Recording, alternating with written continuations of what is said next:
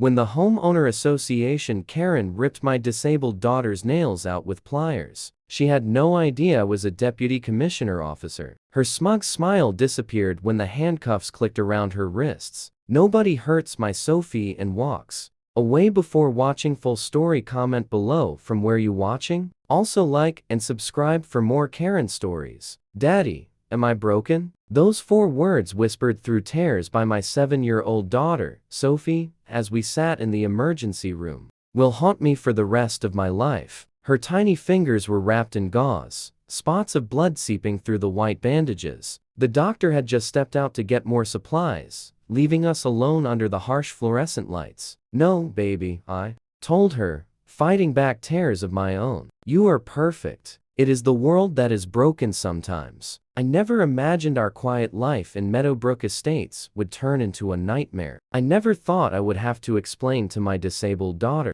why an adult would hurt her on purpose. And I certainly never expected that my position as deputy commissioner officer would become relevant to protecting my own child. Let me start from the beginning. My name is Michael Torres. 3 years ago, my wife Sarah died unexpectedly from an aneurysm, leaving me to raise our daughter, Sophie, alone. Sophie was born with cerebral palsy, which affects her mobility and requires her to use a wheelchair. Despite her physical challenges, she has always been a ray of sunshine, creative, determined, and endlessly kind. We moved to Meadowbrook Estates because of its excellent school district and accessibility features. Most of our neighbors welcomed us warmly, bringing over casseroles and offering help when they saw me struggling to balance my demanding job and single parenthood. Mrs. Kapoor, next door, became Sophie's after-school caretaker, picking her up from school when my work as deputy commissioner for the county's public works department kept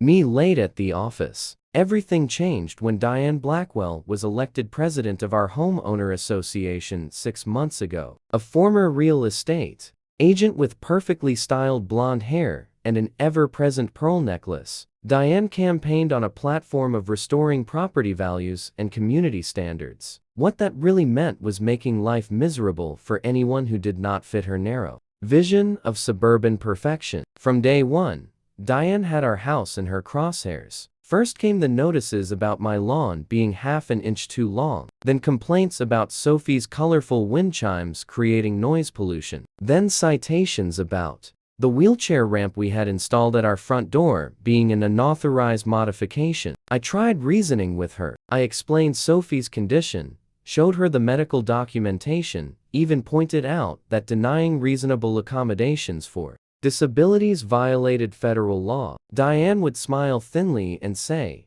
"Rules are rules, Mr. Torres. No exceptions." I should have fought harder then. Maybe if I had, what happened on that terrible Tuesday in April could have been prevented. That day, I was called away to handle a major sewer collapse downtown. Before leaving for work, I told Sophie I would be home late and reminded Mrs. Kapoor that Sophie wanted to paint her nails after finishing her homework. My daughter loved nail art. It was one of the few fine motor activities she could do that made her feel like other little girls her age. Around 3:30 p.m., my phone rang. It was Mrs. Kapoor, her voice trembling. "Michael, come home now. That homeowner association woman, she has hurt Sophie.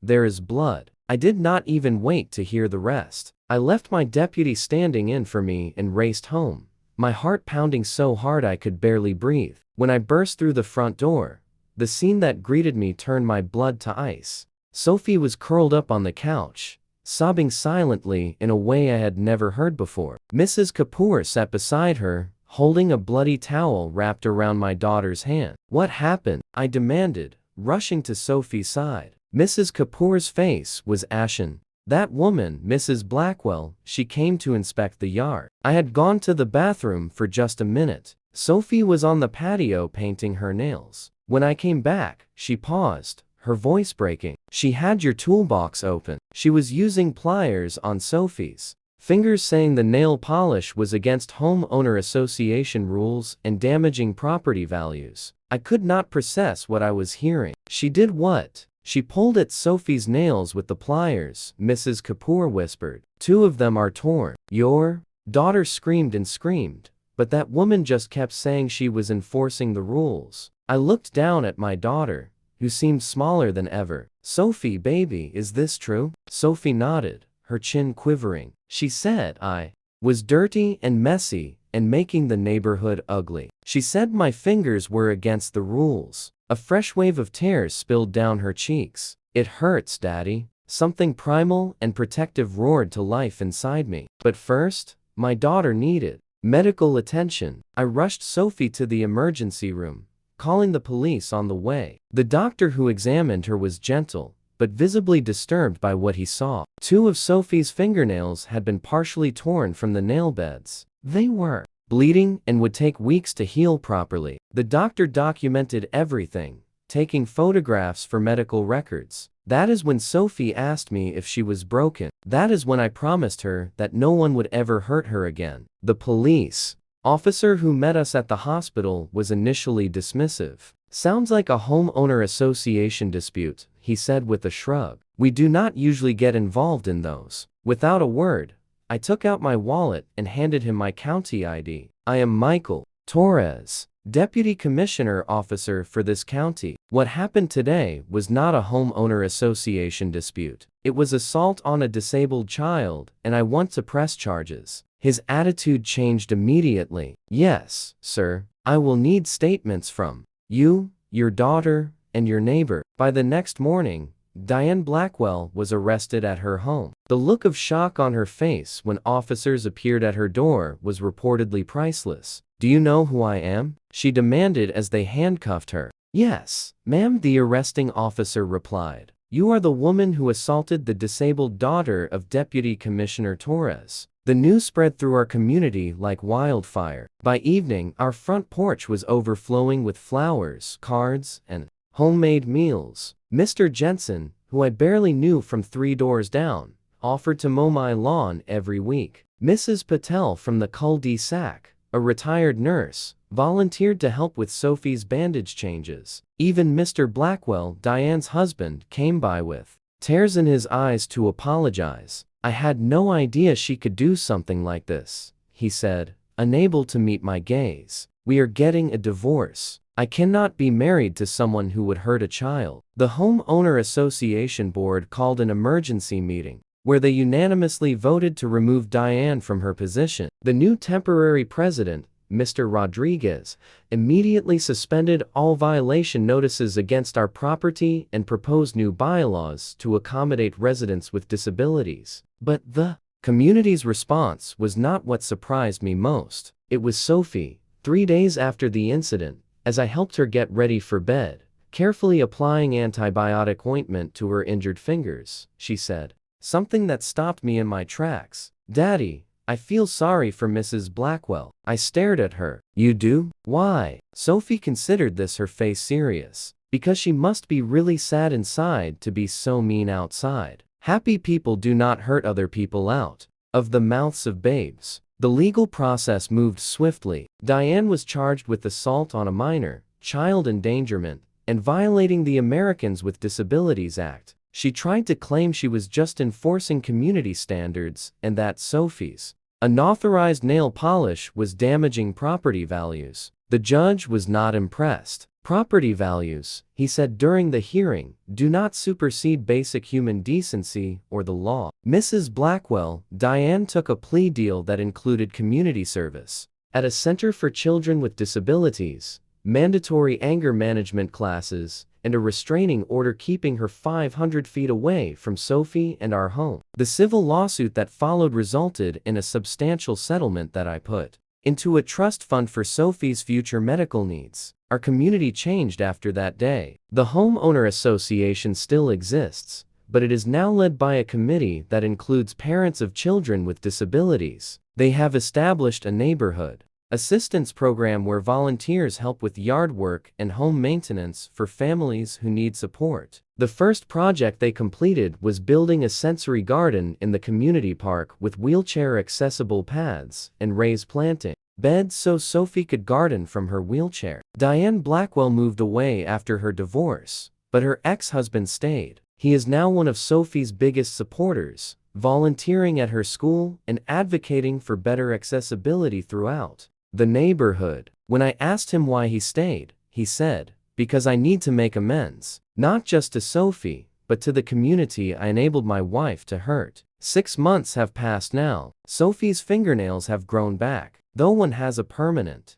ridge that will always remind us of that terrible day. But something else has grown too. A sense of belonging and protection that surrounds us like a shield. Yesterday, I watched Sophie sitting in the community garden showing younger children how to plant sunflower seeds. Her fingers, once injured, now gently pressed seeds into soil. Her nails were painted bright yellow to match the flowers they were planting. "Look, Daddy," she called out, holding up dirt-covered hands. "I'm growing happiness." A crowd of neighborhood children clustered around her wheelchair, listening intently as she explained how deep to plant each seed. Parents stood nearby, smiling at the scene. Mrs. Kapoor caught my eye and gave me a thumbs up. That evening, as I tucked Sophie into bed, she asked me a question. "Daddy, are you still mad at Mrs. Blackwell?" I paused, considering my answer carefully. "I am still angry about what she did to you," I admitted. "But I'm trying to focus on all the good things that came after." Sophie nodded wisely. "Like my garden and all my new friends, and the nice rules instead of the mean ones." "Exactly like that," I agreed. She was quiet for a moment, her eyes drifting closed.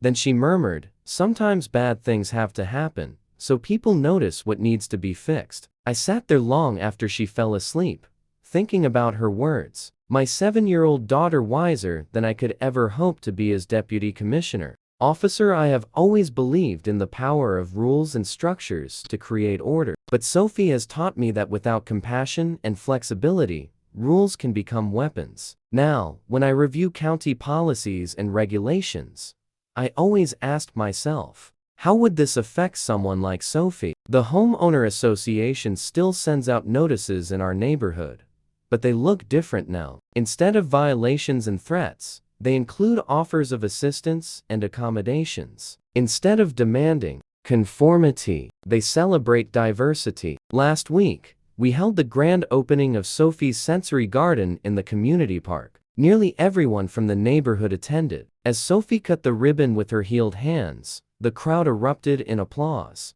Mr. Rodriguez, now the Permanent Homeowner Association president, presented Sophie with a plaque that reads, "For teaching us that true community is measured not by property values, but by how we care for our most vulnerable members." Sophie beamed, her smile lighting up her entire face. Later, as we headed home, she said something that made my heart swell with pride. "Daddy, I fixed something that was broken." "What is that, sweetheart?" I asked our neighborhood. "It was broken before, but now it is not." She was right, of course. Before Diane Blackwell pulled my daughter's nails with pliers, our community was just a collection of houses. Now, it is truly a neighborhood. A place where people look out for each other, where differences are accommodated, rather than punished, where my daughter can thrive without fear. As for me, I no longer hide my position as deputy commissioner. Instead, I use it openly to advocate for accessibility and inclusion throughout the county. Every policy I review, every regulation I enforce is filtered through the lesson my daughter taught me. Rules without compassion are not justice. They are just another form of cruelty. Sometimes at night, I still have nightmares about that day. About what might have happened if Mrs. Kapoor had not come back when she did. About how much worse Sophie's injuries could have been. But then I wake up to the sound of my daughter's laughter as she gets ready for school, her resilience washing away my fears. Diane Blackwell thought she could break my daughter that day. She never understood that Sophie's strength was not in her body, it was in her heart. And hearts like hers can never truly be broken. They only grow stronger, bigger, more compassionate. That is the real lesson in all of this. Sometimes the people we think need the most protection end up protecting us all. Sometimes the smallest hands plant the seeds of the biggest changes. And sometimes it takes a 7-year-old girl with cerebral palsy to teach an entire community what it really means to be neighbors.